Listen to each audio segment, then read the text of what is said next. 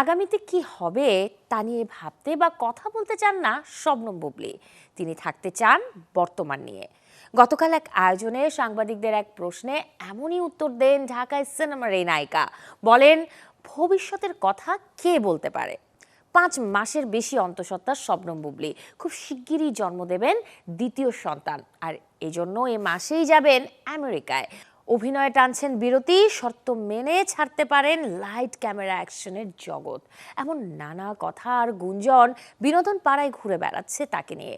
এসব নিয়ে প্রশ্ন করা হলে বুবলী বলেন, সব যেমন সত্য নয়, সব মিথ্যাও নয়। কোনটা সত্য আর কোনটা মিথ্যা তার সময়ই বলে দেবে।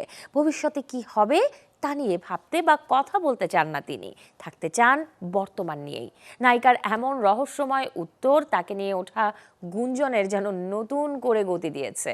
এখন কোথায় আছে, কাদের সামনে আছি? জার্নালিস্টদের সাথে আছি, জার্নালিস্টদের সামনে আছি। ভাইয়া, আমরা বর্তমানে থাকি আসলে, কারণ আমি সবসময় বর্তমানটাকে বেশি প্রায়োরিটি দেই।